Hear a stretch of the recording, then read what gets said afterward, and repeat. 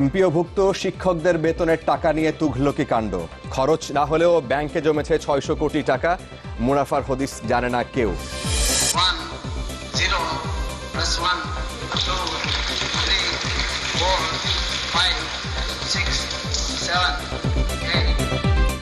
দক্ষিণ এশীয় স্যাটেলাইটের সফল উৎক্ষেপণ, সম্পর্কের নতুন দিগন্ত উন্মোচন বললেন শেখ হাসিনা ও নরেন্দ্র মোদী।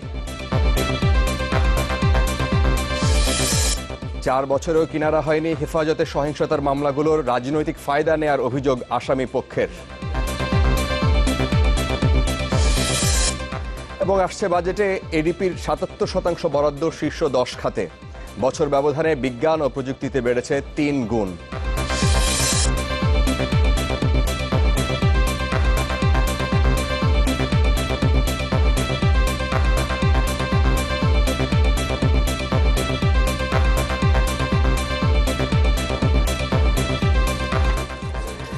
আমন্ত্রণ নিউজ 24 এ শুনছিলেন সিল অন টি শিরোনাম। আপনাদের সাথে আছি আমি ফারাদ হাফিজ এবং আমি নাজনীন নাসিম তোলা। বিজলি কেবল সঠিক মানে কেবল ব্যবহার করুন যুগের পর যুগ বিজলি কেবল। সরকারের দেয়া টাকা খরচ হয়নি, আবার ফেরতও যায়নি কোষাগারে, জমেছে ব্যাংক হিসেবে। তবে সেই টাকার মুনাফা কোথায় যাচ্ছে তা কেউ জানে না। কেন্দ্রীয় ব্যাংকের গোয়েন্দা জালে ধরা পড়েছে মাধ্যমিক ও উচ্চশিক্ষা অধিদপ্তরের এমন তুঘলকি কাণ্ড। গত কয়েক বছরে ঠিক এইভাবে জমে গেছে ৬০০ কোটি টাকার বেশি। অর্থ মন্ত্রণালয় এই ঘটনাকে দেখছে বড় ধরনের একটি অপরাধ হিসেবে। যদিও শিক্ষা অধিদপ্তরের প্রধানের দাবি যে এটি স্বাভাবিক ঘটনা। ইমদাদ হকের রিপোর্ট। দেশের মাধ্যমিক ও উচ্চ মাধ্যমিক শিক্ষা প্রতিষ্ঠানের ৯৭%ই বেসরকারি, সংখ্যায় যা অন্তত ২৮,০০০। এর প্রায় ৫ লাখ শিক্ষক কর্মচারীকে মাসে বেতন ভাতা দেওয়া হয় সরকারি কোষাগার থেকে, যা পরিচিত এমপিও নামে। এই খাতে বছরে খরচ হয় প্রায় ১২,০০০ কোটি টাকা, যা দেওয়া হয় রাষ্ট্রীয় ৪ ব্যাংক সোনালী, রূপালী, জনতা এবং অগ্রণীর মাধ্যমে। তবে প্রতি বছরই অন্তত ৭০ কোটি টাকা খরচ না হওয়ায় পড়ে থাকে ব্যাংক হিসাবেই। এই টাকা সরকারি কোষাগারে ফেরত দেওয়ার কথা থাকলেও নিয়মের তোয়াক্কাই করেনি মাধ্যমিক ও উচ্চশিক্ষা অধিদপ্তর। সম্প্রতি এই অনিয়মই ধরা পড়েছে কেন্দ্রীয় ব্যাংকের তদন্ত প্রতিবেদনে। গত কয়েক বছরে এই জমে থাকা অর্থের পরিমাণ ঠেকেছে ৬১৪ কোটিতে। এক বছরে যা থেকে শুধু মুনাফায় আসে ৩০ কোটি টাকা। মূল টাকা ব্যাংকে পড়ে থাকলেও মুনাফার টাকা কোথায় যায় তার হদিস নেই কারো কাছে। এমন ঘটনাকে রীতিমতো বড় ধরনের অপরাধ বলে মনে করছে অর্থ মন্ত্রণালয়। মন্ত্রণালয়ের চোখে যা অপরাধ তা অবশ্য স্বাভাবিক প্রক্রিয়া হিসেবেই দেখছেন মাওশির মহাপরিচালক। মুনাফার টাকা খরচের প্রশ্নেও সদুত্তর মেলেনি তার কাছে। আমরা ওই জন্যই রাখি যে যদি আপৎকালীন অবস্থা মেটাতে হয় তাহলে ওই টাকা থেকে যাতে মেটানো যায়। মন্ত্রণালয়ের প্রশ্নের মুখে পড়ে হিসাবের হালনাগাদ জানাতে ব্যাংকগুলোতে চিঠি দিয়েছে অধিদপ্তরের পরিচালক। তবে নতুন যোগ দেওয়ার অজুহাতে বিস্তারিত জানেন না বলেই দায় সেরেছেন তিনি। এমপিওর কোনো মিটিংও আমি অ্যাটেন্ড করি না, জীবনেও না। আমার পক্ষে এই বিষয়ে কোনো উত্তর দেওয়া কঠিন। আর আমি আসছি ১ মাসও হয়নি, ১ মাস আমার। স্কুলগুলি এমপিওভুক্ত স্কুল আছে, সেগুলির অ্যাকাউন্ট ম্যাক্সিমামই দেখবেন সোনালী ব্যাংকের শাখাতেই থাকে। আমাদের নিজের অ্যাকাউন্ট রাখার কোনো সুযোগই নেই। গভর্নমেন্ট ফান্ডগুলি গভর্নমেন্টের বিভিন্ন প্রজেক্টের অ্যাকাউন্ট থাকে, সেই অ্যাকাউন্টে থাকে টাকা। এমন অনিয়মে ক্ষোভ ঝরেছে অর্থ প্রতিমন্ত্রীর কণ্ঠেও। নিয়ম অনুযায়ী ব্যবস্থা নেওয়ারও হুঁশিয়ারি দিয়েছেন তিনি। ৫০০ কোটির মধ্যে ২০০ কোটি ব্যয় হলো, বাকি ৩০০ কোটি আমার অ্যাকাউন্টে রেখে দিলাম, আর ওখান থেকে লাভ হবে আর আমরা আমাদের অফিসের কাজে ব্যয় করবো। ন্যায়সঙ্গত কাজে ব্যয় করলেও ইরেগুলারিটিকে দেখার আইন আছে, এটার জন্য বিধান আছে। এইটার জন্য কি করতে হবে এটার বিধান আমাদের ফাইন্যান্সিয়াল রুলসে আছে, তাই করা হবে। ২০০৮ সালে সেনা সমর্থিত তত্ত্বাবধায়ক সরকারের সময়ও বিষয়টি নজরে এসেছিল। তখন জমে থাকা ১০০ কোটি টাকা ফেরতের উদ্যোগও নেওয়া হয়েছিল। তবে সরকার পরিবর্তনের পরপরই ফাইল চাপা পড়ে যায় সব উদ্যোগ। ইমদাদ হক, চ্যানেল 24, ঢাকা। আমরা আনোয়ার ইস্পাত, দৃঢ়তার ইস্পাত ইনসাইড। আমরা আনোয়ার ইস্পাত, দৃঢ়তার ইস্পাত ইনসাইড। দক্ষিণ এশিয়ার 7টি দেশের স্যাটেলাইট GST-9 এর সফল উৎক্ষেপণ হয়েছে। ভারতের অন্ধ্রপ্রদেশের শ্রীহরিকোটায় আজ বিকেলে এর উৎক্ষেপণ হয়। এরপর ভিডিও কনফারেন্সে যোগ দেন 7 দেশের শীর্ষ নেতারা। এ সময় প্রধানমন্ত্রী শেখ হাসিনা বলেন যে এই স্যাটেলাইট দক্ষিণ এশিয়ার দেশগুলোর সম্পর্ক উন্নয়নে নতুন দিগন্তের সূচনা করবে। আর ভারতের প্রধানমন্ত্রী নরেন্দ্র মোদী বলেন যে শান্তি ও সমৃদ্ধির প্রশ্নে দক্ষিণ এশিয়ার দেশগুলো ঐক্যবদ্ধ। দক্ষিণ এশিয়ায় টেলিযোগাযোগ, টেলিমেডিসিন ও টেলি এডুকেশন সহ অন্যান্য ক্ষেত্রে দ্রুত সেবা প্রদানে বহুল প্রতীক্ষিত স্যাটেলাইট উৎক্ষেপণের ঘোষণা দেওয়া হয়েছিল ৩ বছর আগেই। ভারতের প্রধানমন্ত্রী নরেন্দ্র মোদী এই ঘোষণা দিয়েছিলেন। ভারতের মহাকাশ গবেষণা সংস্থা ইসরোর তৈরি এই স্যাটেলাইটের সুবিধা ভারত তো বটেই, বাংলাদেশ, শ্রীলঙ্কা, নেপাল, ভুটান, মালদ্বীপ সহ দক্ষিণ এশিয়ার 7 দেশও পাবে। তবে এর মধ্যে নেই পাকিস্তান। এই স্যাটেলাইটের উৎক্ষেপণ উপলক্ষে এই 7 দেশের সরকার ও রাষ্ট্রপ্রধানরা নিজ নিজ দেশ থেকে উদ্বোধনী অনুষ্ঠানে অংশ নেন। এ সময় প্রধানমন্ত্রী শেখ হাসিনা বলেন, সহযোগিতার নতুন দিগন্ত উন্মোচন হলো। ভারতের প্রধানমন্ত্রী নরেন্দ্র মোদী বলেন, শান্তি ও সমৃদ্ধির প্রশ্নে দক্ষিণ এশিয়ার দেশগুলো ঐক্যবদ্ধ। I am confident that launching of this satellite will change the face of South Asia. With this, we have expanded our connectivity from land, water and air to space. I am sure that cooperation in space will definitely lead us to the ambitious technological enhancement for the benefit of the region. The South Asia satellite tells us that even the sky is not the limit when it comes to regional cooperation among like-minded countries. सबका साथ, सबका विकास। এই স্যাটেলাইটের তথ্য উপাত্ত প্রদানের মাধ্যমে পানি সংরক্ষণ, আবহাওয়া বার্তা ও প্রাকৃতিক দুর্যোগের সতর্ক বার্তা পাঠাতে সহায়তা করবে বলে আশা করা হচ্ছে। আহসান হিমেল, চ্যানেল 24, ঢাকা। বিচার বিভাগের উপরে নির্বাহী বিভাগের হস্তক্ষেপ এখন দিনের আলোর মতো পরিষ্কার। প্রধান বিচারপতির বক্তব্য সেটাই প্রমাণ দেয়, এমন মন্তব্য করেছেন বিএনপি মহাসচিব মির্জা ফখরুল ইসলাম আলমগীর। তিনি জানিয়েছেন যে বিএনপির রূপকল্প 2030 প্রস্তুত। আগামী 10 মে এর উপস্থাপন করবেন দলের চেয়ারপারসন বেগম খালেদা জিয়া। সাবেক বিএনপি মহাসচিব খন্দকার দেলোয়ার হোসেনের অসুস্থ স্ত্রীকে দেখতে স্কয়ার হসপিটালে যান বিএনপি মহাসচিব মির্জা ফখরুল ইসলাম আলমগীর। মানুষ কখনোই মেনে নিতে পারে না। পরে সাম্প্রতিক নানা ইস্যুতে কথা বলেন সাংবাদিকদের সাথে, জানান বিচার বিভাগ যে স্বাধীনভাবে কাজ করতে পারছে না এ নিয়ে অনেক অভিযোগ করেছে বিএনপি। এখন কথা বলছেন প্রধান বিচারপতিও, আর তাতে আরো স্পষ্ট হলো সরকারের হস্তক্ষেপের বিষয়টি। সরকার যদি জুডিশিয়ারির উপরে চাপ সৃষ্টি করতে থাকে তখন তো জুডিশিয়ারি ইন্ডিপেন্ডেন্টলি কাজ করতে পারে না। এই কথাগুলো আমরা বহুবার বলেছি, কিন্তু দুঃখজনকভাবে আপনার অনেকেই সেটা ঠিক বুঝতে পারেননি অথবা সেটাকে সেভাবে উপলব্ধি করেননি। কিন্তু এখন যখন মাননীয় প্রধান বিচারপতি নিজেই বলছেন, তখন তো এটা জাতির সামনে পরিষ্কার হয়ে গেছে যে এই দেশে এখন গণতন্ত্র নেই, জুডিশিয়ারি তার যে ইন্ডিপেন্ডেন্ট ভূমিকা সেটা পালন করতে পারছে না। আগামীতে ক্ষমতায় গেলে দেশের উন্নয়ন ভাবনা নিয়ে বিএনপির রূপকল্প 2030 প্রস্তুত। 10 মে হোটেল ওয়েস্ট এনে তা তুলে ধরবেন বিএনপি চেয়ারপারসন বেগম খালেদা জিয়া। এটার সঙ্গে নির্বাচনী ম্যানিফেস্টোর কোনো সম্পর্ক নেই, এটার সঙ্গে সহায়ক সরকারের রূপরেখারও কোনো সম্পর্ক নেই। এটা আমরা আমাদের যে দূরদৃষ্টি, আমরা 2030 সালে আমরা সরকার পরিচালনার দায়িত্বে গেলে আমরা কি কি কাজ করব এবং কি দেশকে কিভাবে দেখতে চাই, স্বপ্নটা কিভাবে দেখতে চাই, দেখাতে চাই জাতিকে, সেই বিষয়গুলোই আমরা এখানে তুলে ধরার চেষ্টা করি। হাওড় এলাকায় দুর্গতরা পর্যাপ্ত ত্রাণ সাহায্য পাচ্ছে না বলেও অভিযোগ করেন মির্জা ফখরুল। মানুষ সেখানে দুর্ভিক্ষের মধ্যে পড়েছে, সরকারের উচিত সেটাকে অবিলম্বে দুর্গত এলাকা ঘোষণা করা এবং সেইভাবে ব্যবস্থা নেওয়া। মহসিনুর রহমান বাদল, চ্যানেল 24, ঢাকা। শিরোনামেই শুনছিলেন, গত 4 বছরেও কিনারা হয়নি রাজধানীতে হেফাজতে ইসলামের সহিংসতার ঘটনায় করা মামলাগুলোর। ঢাকায় দায়ের করা 53টি মামলার মাত্র 4টিতে অভিযোগপত্র দিয়েছে পুলিশ। এ অবস্থায় আসামি পক্ষের অভিযোগ যে রাজনৈতিক ফায়দা তুলতেই এসব মামলা দেয়া হয়েছিল, আর রাষ্ট্রপক্ষ বলছে তার উল্টো। তারা বলছে যে আসামি বেশি হওয়ায় তদন্তে বেশি সময় লাগছে। আর এমন পরিস্থিতিতে মামলা প্রত্যাহারে আন্দোলনের হুমকি দিয়েছে হেফাজতে ইসলাম। হিরণ খানের একটি রিপোর্ট। 2013 সালের 5 মে ঢাকা ঘেরাও কর্মসূচির নামে রাজধানীর মতিঝিলের শাপলা চত্বরে অবস্থান নেয় হেফাজত ইসলাম। সকাল থেকেই পল্টন মতিঝিল এলাকা পরিণত হয় রণক্ষেত্রে। সেদিন হেফাজতের তাণ্ডব থেকে বাদ যায়নি যানবাহন, সরকারি বেসরকারি প্রতিষ্ঠান, এমনকি সড়কের গাছও। পুলিশের সাথে দিনভর দফায় দফায় সংঘর্ষে ঘটে হতাহতের ঘটনাও। এ অবস্থায় রাতেও শাপলা চত্বরের অবস্থানের ঘোষণা দেয় হেফাজতের নেতারা, ফলে উৎকণ্ঠা ছড়িয়ে পড়ে নগর জুড়ে। রাত বাড়ার সাথে সাথে বাড়তে থাকে উত্তেজনাও।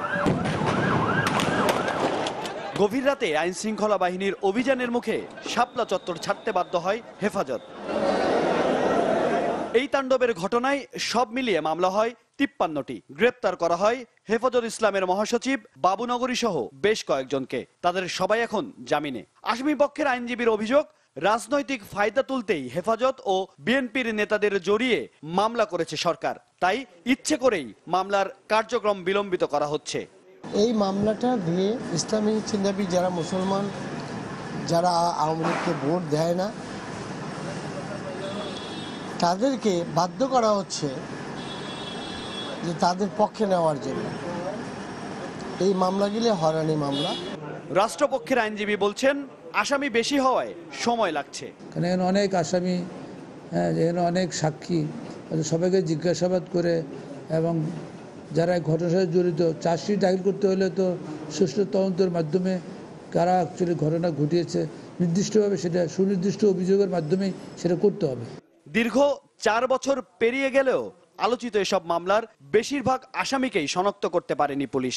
যে হেফাজতের সমাবেশকে কেন্দ্র করে প্রচুর সংখ্যক মানুষের এখানে আগমন ঘটেছিল, তো সেই ক্ষেত্রে এই ঘটনাগুলোর সাথে কোন ঘটনাটি ঠিক কারা সংগঠিত করেছে সেটি সুনির্দিষ্টভাবে তথ্য সংগ্রহ করতে কিছুটা বিলম্ব হচ্ছে। অবশ্য কালের পরিক্রমায় ক্ষমতাসীনদের সাথে সখ্যতা বেড়েছে হেফাজতের। আদায় করেছেন কওমি মাদ্রাসার দাওরায়ে হাদিসের মাস্টার্সের সমমানের মর্যাদা। ইতিবাচক আশ্বাস মিলেছে তাদের হয়রানি না করার বিষয়েও। তবে মামলা তুলে না নিলে যে কোনো সময় আবারও আন্দোলনের হুমকি তাদের। আইনি দিক দিয়ে আমরা মনে করি এগুলি মিথ্যা মামলা। এই মিথ্যা মামলা প্রত্যাহার করা সরকারের কর্তব্য। আর যদি সরকার এই মামলাগুলো প্রত্যাহার না করে, তাহলে এদেশের আলেম ওলামা, তৌহিদি জনগণ বিক্ষুব্ধ হবে। যে কোনো দিন, যে কোনো সময় এটার রিয়াকশন হতেই পারে। হিরণ খান, চ্যানেল 24, ঢাকা। টেকো নুডলস, সময়ে অসময়ে সব সময়। নতুন উন্নয়ন বাজেটের প্রথম 10টি খাতেই বরাদ্দ থাকছে 1,18,000 কোটি টাকা, যা চলতি এডিপির চেয়ে 8,000 কোটি টাকা বেশি। আর বরাবরের মতো এবারও টাকার অঙ্কে এগিয়ে স্থানীয় সরকার বিভাগ, যাদের জন্য বরাদ্দ থাকছে 21,500 কোটি টাকা।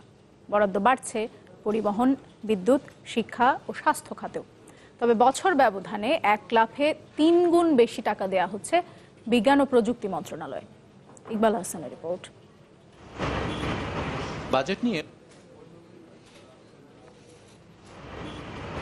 বাজেট নিয়ে বড় বিতর্কের জায়গা বাস্তবায়ন দক্ষতা, বিশেষ করে উন্নয়ন বাজেট বা এডিপি।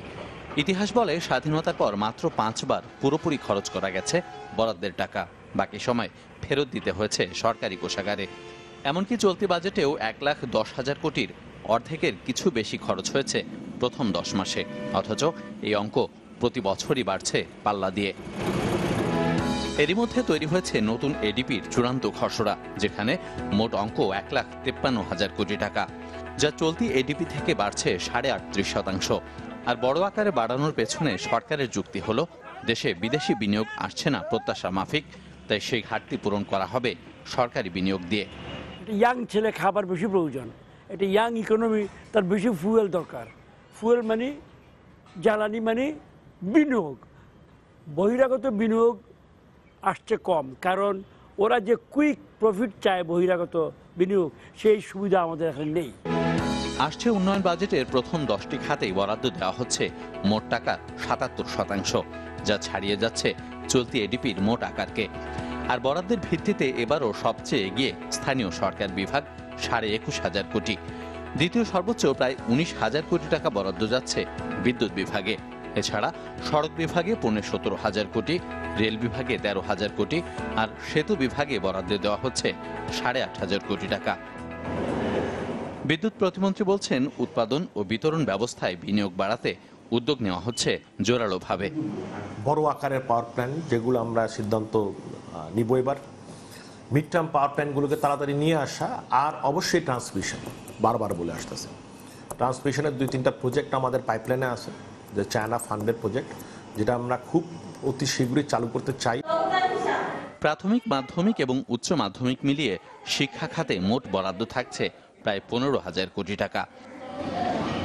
আর বছর ব্যবধানে 4,500 থেকে বাড়িয়ে 10,000 কোটি টাকা করা হচ্ছে বিজ্ঞান ও প্রযুক্তি মন্ত্রণালয়ের বরাদ্দ। ইকবাল হাসান, চ্যানেল 24, ঢাকা। একটা বিরতি নিচ্ছি আমরা, ফিরে এসে থাকছে। কিডনি রোগীদের চিকিৎসা খরচ কমাতে এগিয়ে এসেছে গণস্বাস্থ্য কেন্দ্র। 1100 টাকায় মিলবে ডায়ালাইসিস।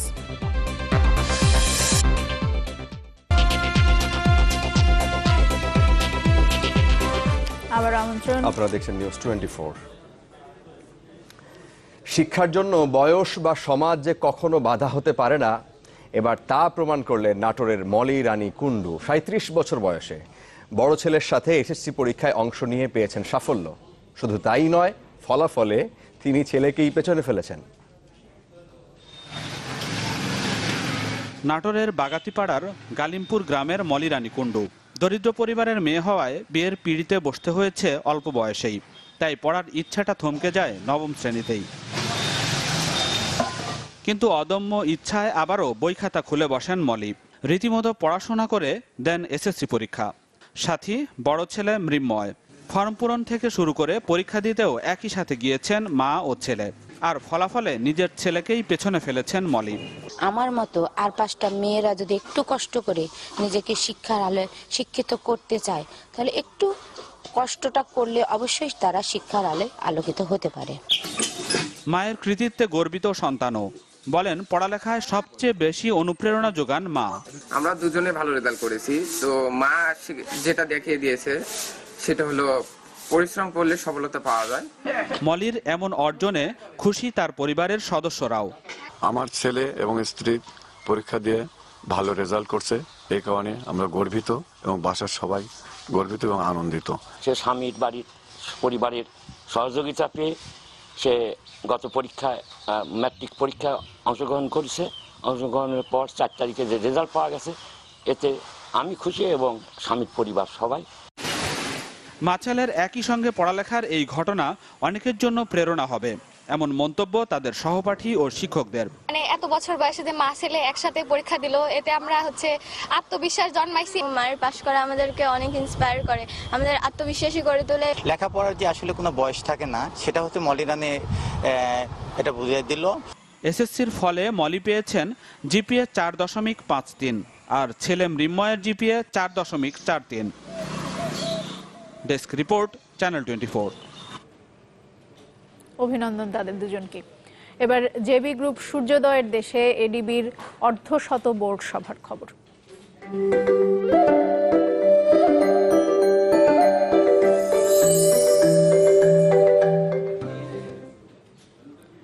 2050 সাল নাগাদ গোটা দুনিয়ার জিডিপির 50 ভাগের বেশি যোগান দেবে এশিয়ার দেশগুলো, কারণ বাংলাদেশ সহ অন্যান্য দেশগুলোর জিডিপি প্রবৃদ্ধি অনেক উচ্চ।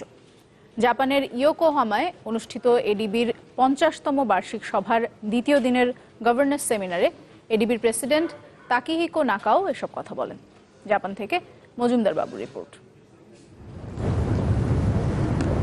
সকালটা শুরু হলো দিনের সবচেয়ে গুরুত্বপূর্ণ সেমিনারের মধ্য দিয়ে। বিষয়, গত 50 বছরের আলোকে দ্রুত পরিবর্তনশীল এশিয়ায় আগামী দিনে এডিবির ভূমিকা কী হবে, যেখানে এডিবির প্রেসিডেন্ট জানান এডিবির ভবিষ্যৎ নিয়ে পরিকল্পনার কথা এবং তা বাস্তবায়নে কী করণীয়। তার সাথে নিজের চিন্তার যোগান দেন জাপানের অর্থমন্ত্রীও।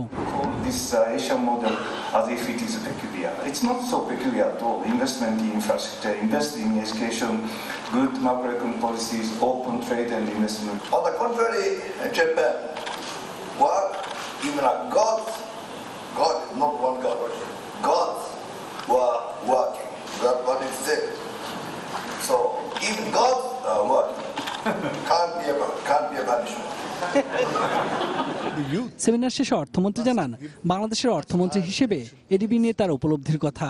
বলেন, বাংলাদেশ এডিবি ঋণ ব্যবহারের ক্ষেত্রে স্টার পারফর্মার, আর এই সক্ষমতা ক্রমান্বয়ে বাড়ছে। The 50 years has been very good, both for the countries in the ADB, and therefore the next 50 years should be better. That's it. This is good for Bangladesh. বিকেলে অনুষ্ঠিত হয় সার্ক অর্থমন্ত্রীদের বৈঠক। অবশ্য সেখানে ভারতের অর্থমন্ত্রী অরুণ জেটলি ছিলেন না। মাঝামাঝি বৈঠক ছেড়ে চলে আসেন বাংলাদেশের অর্থমন্ত্রীও। এই প্রসঙ্গে কিছুটা হতাশা প্রকাশ করেন তিনি। এবারে সবাই 50 years of এডিবির উপরেই কথাবার্তা বলল। আমার মনে হয় এবারের SAARC finance ministers meeting was not that good. বার্ষিক সভার তৃতীয় দিনে দ্বিপাক্ষিক অনেক বৈঠকে মিলিত হবেন অর্থমন্ত্রী আবুল মাল আব্দুল মুহিত। এশীয় উন্নয়ন ব্যাংকের প্রেসিডেন্ট মনে করেন, এশিয়ার অন্যান্য দেশের তুলনায় বাংলাদেশের অর্থনৈতিক অগ্রগতি চোখে পড়ার মতো। এর ধারাবাহিকতা অব্যাহত থাকলে একসময় এশিয়ার অন্যতম অর্থনৈতিক শক্তি হিসেবে আবির্ভূত হবে বাংলাদেশ। মজুমদার বাবু, চ্যানেল 24, ইয়োকোহামা, জাপান। দেশে কিডনি বিকল হয়ে আছে 8 লাখ মানুষের। জটিল এই রোগের প্রধান চিকিৎসা ডায়ালাইসিস। বেঁচে থাকতে সর্বনিম্ন 1,500 টাকায় একবার ডায়ালাইসিস করতে হয় রোগীদের। এর অভাবে বছরে মৃত্যু হয় প্রায় 40,000 রোগীর। তবে খরচ কমাতে এগিয়ে এসেছে গণস্বাস্থ্য কেন্দ্র। তাদের ডায়ালাইসিস সেন্টারে 1100 টাকাতেই মিলবে সেবা। সুকান্ত সরকারের ক্যামেরায় আরও জানাচ্ছেন জিনিয়া কবির সূচনা। কুরবান আলী 2 ছেলেমেয়ে সহ 4 সদস্যের পরিবারের একমাত্র উপার্জনক্ষম ব্যক্তি। গত 1 বছর ধরে ভুগছেন কিডনি রোগে, তাই সপ্তাহে 2 দিন ডায়ালাইসিস করতে হয়। এজন্য প্রতি মাসে খরচ হয় প্রায় 40,000 টাকা, যা জোগাড় করতে গিয়ে এখন নিঃস্ব প্রায় স্বল্প আয়ের এই পরিবারটি। যত যা আছে সব বিক্রি করে ফেলাই দিছি। আমি চিকিৎসা করার মতো কোনো টাকা নাই আমাদের কাছে। মেয়ে এসএসসি পরীক্ষা দিব, তার টাকা কোথায় থেকে দিব? তার বাপের এই চিকিৎসা চালাবো না মেয়ের? ছেলের তো কথা তো বাদ দিতেছি। কিডনি রোগীদের রক্ত পরিশোধনের পাশাপাশি বাড়তি পানি সরানোর উপায় হলো ডায়ালাইসিস। দেশে বছরে এ সেবার দরকার পড়ে 30,000-এর মতো রোগীর, কিন্তু ব্যয়বহুল হওয়ায় অনেকের ভাগ্যেই জোটে না সেই সেবা। এবার তাদের জন্য এগিয়ে এসেছে গণস্বাস্থ্য ডায়ালাইসিস সেন্টার। কিডনি চিকিৎসায় নিয়ে এসেছে আন্তর্জাতিক মানসম্পন্ন dialysis machine, dual pass reverse osmosis system. যে কোনো ডায়ালাইসিসের হার্ট হচ্ছে পানি, বিশুদ্ধ পানি। এখানে পানিটা প্রথমে এখানে এসে ফার্স্ট পাস যেটা হয় সেখান থেকে পিওর হয়ে চলে যাচ্ছে আমাদের ওই ট্যাঙ্কিতে, এবং সেই ট্যাঙ্ক থেকে আবার সে চলে আসতেছে সেকেন্ড পাস মেশিনে। সেকেন্ড পাস মেশিন থেকে পানিটা বিশুদ্ধ হয়ে চলে যাচ্ছে মেইন আমাদের পিউরিফাইড ট্যাঙ্কে। পিউরিফাইড ট্যাঙ্ক থেকে পানিটা চলে যাচ্ছে মেশিনে, এবং মেশিন থেকেই সেটা আবার ওই পিউরিফাইড ট্যাঙ্ক যে পানিটা ব্যবহার হচ্ছে না সেটা আবার সিঙ্গেল লুপে ঘুরে চলে আসতেছে হচ্ছে এই পিউরিফাইড ট্যাঙ্কে। এই সেন্টারে কেবল মানসম্পন্ন চিকিৎসাই নয়, সামর্থ্যের মধ্যেই মিলবে ডায়ালাইসিস সেবাও। বাংলাদেশে অন্তত 45,000 লোক 3 বছরের মাথায় চিকিৎসাটা বাদ দিয়ে দেয়, সামর্থ্যের করে বাড়িঘর বিক্রি হয়ে যায়। প্রতি মাসে তাদের মিনিমাম 40,000, উপরে 1.5 লাখ টাকা পর্যন্ত খরচ হয়। তো সেই জন্য আমরা দেখিয়েছি এই কিডনি ডায়ালিসিসটাকে প্রায় 7 মধ্যে নিয়ে আসা। এটা এখানে হলে সামর্থ্য মাসে 10,000 টাকার মতো খরচ হবে। আগামী সপ্তাহ থেকে গণস্বাস্থ্য ডায়ালাইসিস সেন্টারে কিডনি রোগীরা এ সেবা পাবেন। জিনিয়া কবির সূচনা, চ্যানেল 24, ঢাকা। দর্শক, নিউজ 24 এর সময় হলো আরো একটা বিরতি। ফিরে এসে আরো দেখবেন। এবার মহেশখালীর মাতারবাড়িতে গভীর সমুদ্র বন্দর নির্মাণের আলোচনা। কয়লা ভিত্তিক বিদ্যুৎ আর এলএনজি টার্মিনাল ঘিরে নতুন সম্ভাবনা।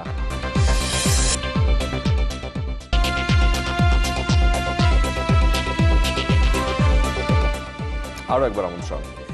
আপনারা দেখছেন নিউজ 24। রাজধানীর দক্ষিণখানে নিজ বাসা থেকে এক গৃহবধূর মরদেহ উদ্ধার করেছে পুলিশ। তবে কিভাবে তার মৃত্যু হয়েছে তা নিশ্চিত হওয়া যায়নি। পুলিশ জানিয়েছে যে গলায় ওড়না পেঁচানো অবস্থায় ওই গৃহবধূর মরদেহ উদ্ধার করা হয়। ময়নাতদন্তের জন্য মরদেহ নেওয়া হয়েছে গাজীপুরের একটি হাসপাতালে। পুলিশ ধারণা করছে যে দাম্পত্য কলহের জেরে এই ঘটনা ঘটে থাকতে পারে।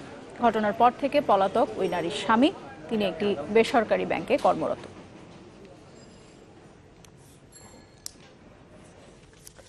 ঝিনাইদহে বিএনপির দুই পক্ষের সংঘর্ষের ঘটনায় 200 নেতাকর্মীর বিরুদ্ধে মামলা হয়েছে। এতে জেলা ছাত্রদলের আহ্বায়ক আরিফুল ইসলাম সহ 9 জনকে গ্রেফতার করেছে পুলিশ। মামলাটিতে জেলা বিএনপির সভাপতি মশিউর রহমান সহ 35 জনের নাম উল্লেখ করা হয়েছে। পুলিশ বলছে, গত 3রা মে জেলা বিএনপির সভাপতি মশিউর রহমানের সভাপতিত্বে পৌর কমিউনিটি সেন্টারের প্রতিনিধি সভা শুরু হয়। এ সময় দলের কেন্দ্রীয় মানবাধিকার বিষয়ক সম্পাদক আসাদুজ্জামান আসাদের সমর্থকরা সেখানে ঢুকতে গেলে মশিউর রহমানের সমর্থকরা এতে বাধা দেয়। এতে দুই পক্ষের মধ্যে সংঘর্ষ হয়।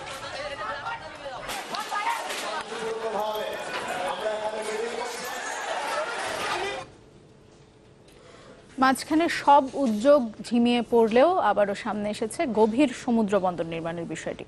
সোনাদিয়ায় না হলেও এবার মহেশখালীর মাতার বাড়িতে এ বন্দর করতে চায় সরকার। কয়লা ভিত্তিক বিদ্যুৎ কেন্দ্র আর এলএনজি টার্মিনালকে ঘিরে এটি গড়ে তোলার সম্ভাবনা উকি দিচ্ছে জোরালোভাবে। এই ক্ষেত্রে সহযোগী হিসেবে কাজ করতে আগ্রহী জাপান। আমরা গভীর সমুদ্র বন্দর করছি এবং আরও কয়েকটি বন্দরও আমরা নতুন বন্দরও প্রতিষ্ঠা করেছি। আবারও আলোচনায় গভীর সমুদ্র বন্দর। দেশে গভীর সমুদ্র বন্দর নির্মাণের ইস্যুটি ঝুলে আছে বেশ কয়েক বছর ধরে। এজন্য কক্সবাজারের সোনাদিয়াকে চিহ্নিত করা হলেও নানা কারণে গতি হারায় সে উদ্যোগ। এখন এই ব্যাপারে আবারও মনোযোগী সরকার। এবার বিকল্প স্থান হিসেবে উঠে এসেছে মহেশখালীর মাতার বাড়ির নাম, যেখানে এলএনজি টার্মিনাল এবং বিদ্যুৎ কেন্দ্রের কয়লা আমদানির জন্য জেটি নির্মাণের কথা রয়েছে। বলা হচ্ছে এসব স্থাপনাকে ঘিরে গভীর সমুদ্র বন্দরে রূপ দেয়া সম্ভব। তাই এখন এই জন্য তৎপর চট্টগ্রাম বন্দরও। মাতার বাড়িতে জায়গা যেটি আগ্রহ প্রকাশ করেছে যে কোলের জন্য শুধু একটি ডেডিকেটেড বন্দর করার চেয়ে সেখানে আরও কিছু বন্দর মানে আরও সম্প্রসারণ করে মাল্টি ডিসিপ্লিনারি, দ্যাট ইজ অন্য অন্য কন্টেনারও যদি আসতে পারে কিনা এরকম একটা সম্ভাব্যতা যাচাইয়ের জন্য তারা একটি স্টাডি করছে। এই উদ্যোগের সহযোগী হতে আগ্রহ দেখিয়েছে জাপান। এজন্য দেশটির দাতা সংস্থা জাইকার সাথে সম্ভাব্যতা যাচাইয়ের কাজ করতে চায় বন্দর কর্তৃপক্ষ। ওদের একটি আগ্রহ আছে যে বোটের ম্যানেজমেন্টের কোনো আইনগতভাবে কাঠামো আছে কিনা বাংলাদেশে, যেখানে চট্টগ্রাম বন্দর সেখানে যেতে পারেন কিনা। আমরা তাদেরকে বলেছি যে চট্টগ্রাম বন্দর তার বর্তমান অবস্থান থেকে তার এলাকা সম্প্রসারণ করতে পারে এই পর্যন্ত, মাতারবাড়ি পর্যন্ত। এই উদ্যোগে আশার আলো দেখছেন চট্টগ্রাম বন্দর কেন্দ্রিক ব্যবসায়ীরাও। বলছেন যে আদলেই হোক গভীর সমুদ্র বন্দরের সুফল পাবে দেশের অর্থনীতি। মাতারবাড়ি যদি টার্মিনাল হয়, এখানে কোল টার্মিনাল হলে যদি এখানে যদি মাল্টিপারপাস টার্মিনাল হয়, কোলের সাথে যদি এখানে কোনো কার্গো এবং কন্টেনারও যদি করা যায় একসাথে, তাহলে কিন্তু এটা একটা সুন্দর একটা মানে কমপ্লিটলি একটা টার্মিনাল হয়ে যাবে। মাতারবাড়িতে যেভাবে যেটিগুলি নির্মিত হচ্ছে ওটাকে শুধু কোল বেস পাওয়ার প্ল্যান্টের জন্য ব্যবহার না করে ওখানে যদি আমরা ডিপ সি পোর্টের জন্য বড় বড় জাহাজগুলোকে ব্যবহার করার জন্য উপযুক্তগুলি মনে করি, তাহলে ওটা দিয়ে কিন্তু ডিপ সি পোর্টের কার্যক্রমটা শুরু করা যায়। এবার আর গড়িমসি নয়, অর্থনীতির স্বার্থে দ্রুততার সাথেই গভীর সমুদ্র বন্দর নির্মাণে নজর দিতে হবে, তাগিদ সংশ্লিষ্টদের।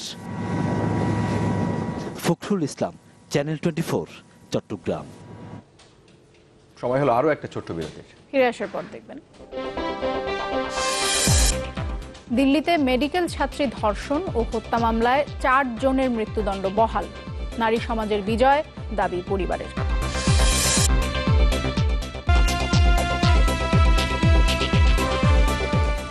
বিরতির পর আবারও ফিরলাম নিউজ 24-এ। এবারে দেশের বাইরের খবর। 2012 সালে ভারতের দিল্লিতে মেডিকেল ছাত্রী নির্ভয়া ধর্ষণ ও হত্যার দায়ে 4 জনকে মৃত্যুদণ্ড বহাল রেখেছেন দেশটির সর্বোচ্চ আদালত। দুপুরে ভারতের সুপ্রিম কোর্ট এই রায় দিয়েছেন। এই ঘটনাকে নৃশংস আখ্যা দিয়ে আদালত বলেছেন যে অপরাধীদের মৃত্যুদণ্ডই প্রাপ্য। 2012 সালের ডিসেম্বরে দিল্লিতে চলন্ত বাসে নির্ভয়াকে ধর্ষণের পর নৃশংসভাবে অত্যাচার করে বাস থেকে ফেলে দেয়া হয়। চিকিৎসাধীন অবস্থায় 13 দিন পর সিঙ্গাপুরে মৃত্যু হয় তার।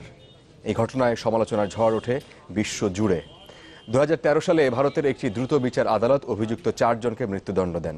রায়ে সন্তুষ্টি জানিয়ে একে নারী সমাজের বিজয় বলে উল্লেখ করেছেন নির্ভয়ার বাবা মা।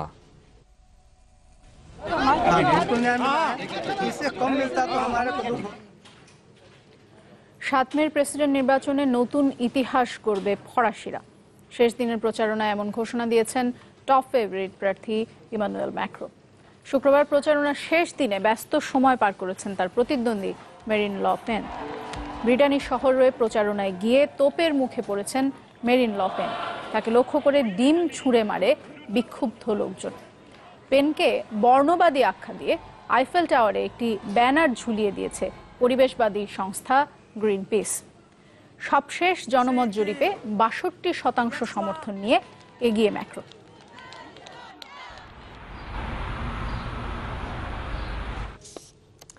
উত্তর কোরিয়ার নেতা কিম জং উনকে হত্যার পরিকল্পনা করছে মার্কিন তদন্ত সংস্থা CIA এবং দক্ষিণ কোরিয়ার এজেন্টরা, এমন দাবি করেছে উত্তর কোরিয়ার সংবাদ মাধ্যম KCNA। এতে বলা হচ্ছে যে CIA এবং দক্ষিণ কোরিয়ার মদদে একটি সন্ত্রাসী বাহিনী উত্তর কোরিয়ার সর্বোচ্চ নেতাকে হত্যার পরিকল্পনা করেছে। এই হত্যাকাণ্ডে জৈব রাসায়নিক কিংবা অতি ক্ষুদ্র বিষাক্ত পদার্থ ব্যবহার করার চিন্তা রয়েছে। এই খবরে বলা হচ্ছে যে এই পরিকল্পনা বাস্তবায়নে কিম নামে উত্তর কোরিয়ার এক নাগরিককে রাশিয়ায় কাজ করার সময় ঘুষ দিয়েছে দক্ষিণ কোরিয়া।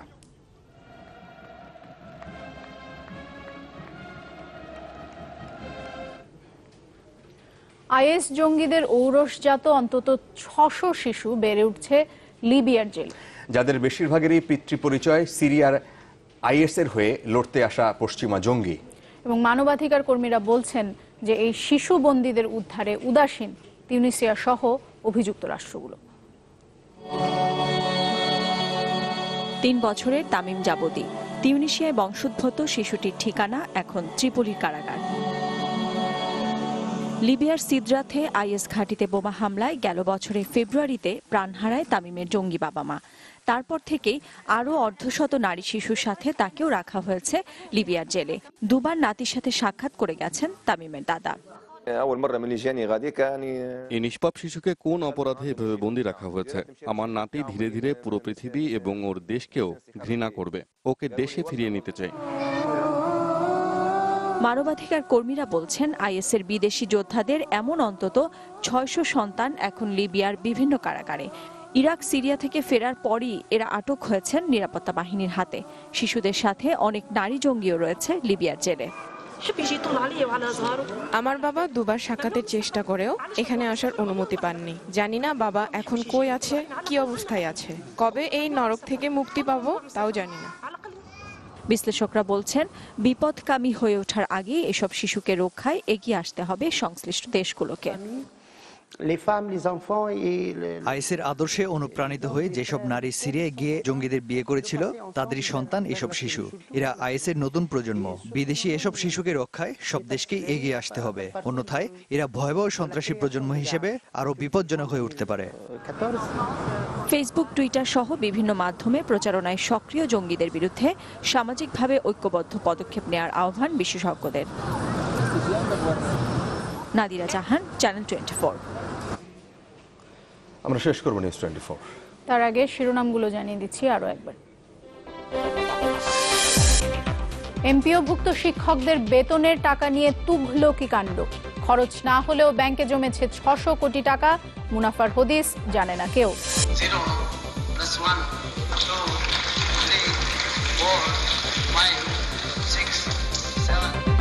দক্ষিণ এশীয় স্যাটেলাইটের সফল উৎক্ষেপণ, সম্পর্কের নতুন দিগন্ত উন্মোচন বললেন শেখ হাসিনা ও নরেন্দ্র মোদী।